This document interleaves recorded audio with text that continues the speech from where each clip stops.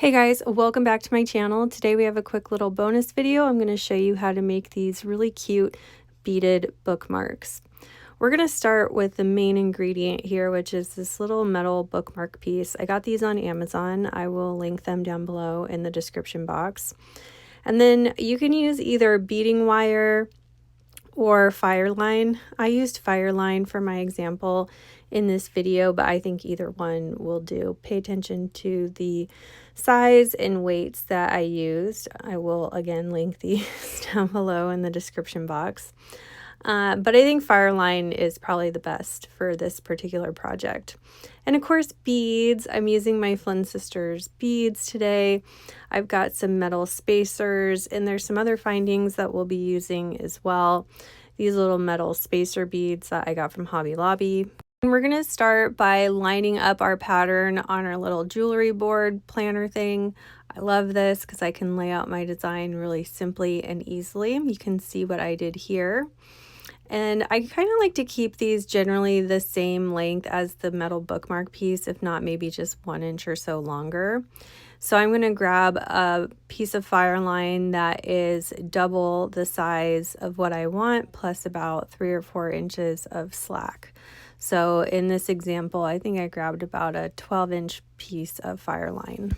Also, this stuff is a little bit hard to cut with your scissors, so it's probably better to cut it with like a clipper snipper tool or the clippy part of your jewelry pliers.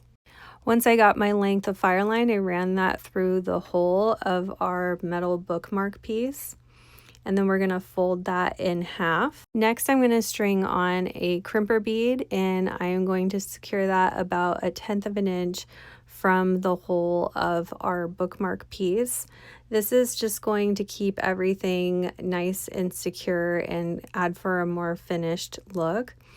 And to secure that, I am just going to string it on, place it in my desired length from the bookmark, and then I'm going to pinch it really, really hard with my jewelry pliers. And this is going to keep it nice and secure. Once I got my crimper bead on there, it's time for the fun part. We're going to start stringing on our beads. So I'm using a bead needle to help me do that. It's especially going to help getting on those tiny little spacer beads. And a beading needle really is just like 2 needles that are attached together at the top and the bottom with a hole through the middle. So it's easy to put your string through and then get your beads on. And there's really nothing exciting I could say about this other than, you know, just go with whatever kind of pattern you want.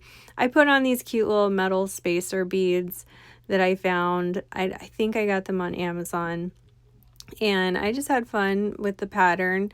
I think this is the funnest part, of course, because you can really get crazy with your design, put in some funky little beads.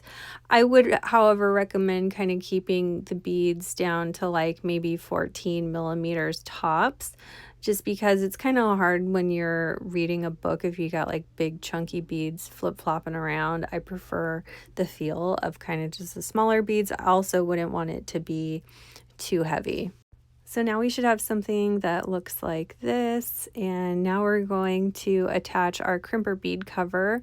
So the crimp bead cover, it's got like a hole through the back of it, and then there's like 2 empty half beads, I guess, that fold down and cover the crimp bead. And this one has a loop, 2 loops at the end that come together when you fold it shut, and that's what we're going to use to attach our charm at the end. Here's kind of a close-up of what it looks like. This is called a crimper bead cover with loops.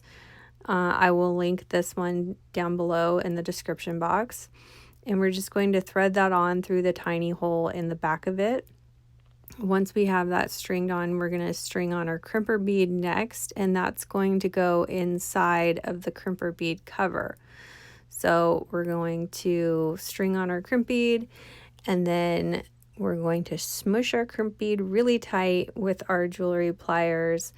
And once I have the crimp bead attached, I decided to kind of go the extra mile and do just kind of a simple over and under double knot, just to make sure everything was nice and attached.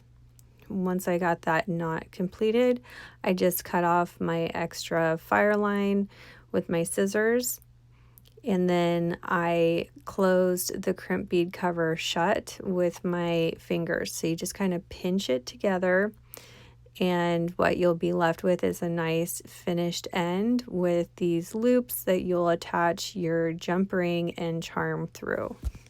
You can see how easily with just our 2 fingers it just folds together like that. And then I'm going to run a medium-sized jump ring through our charms. I decided to use 2 charms for this because I wanted the moon and the love you to the moon and back. This was part of some kind of random charm sack that I got on Amazon a really long time ago, back when I was making keychains. So I will try to find this exact one, but I can't promise you anything. But anyway, we're going to take our jump ring and I'm going to spread it apart vertically. We're not pulling it apart horizontally. Remember, we're just twisting it apart up and down ways. And then once we get our jump ring pulled apart, I'm going to string on our charms and then attach it through the loops of our crimp bead cover. Once everything is attached onto our jump ring, I'm going to close the jump ring vertically again, the same way that we kind of opened it. And that is it. Pretty simple. I think this is probably one of the quickest tutorials I've ever made. Truth be told, I'm actually trying to make it longer than it could be. I can pump out one of these little bookmarks in about 10-15 minutes. They are so quick and easy to make. So fun. I think they make a great little gift if you're putting together a little basket or gifting somebody a book. They do not damage the spine of your book, so please don't complain in the comments. There's always one, right? I've been using this one, the green one I've been using for a long time with my Daily Reflections book, and my book is just fine.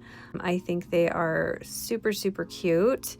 Let me know what you guys thought in the comments, and if you haven't already, please subscribe to my channel. I upload new videos every week. Thank you so much for watching, and I'll see you again soon.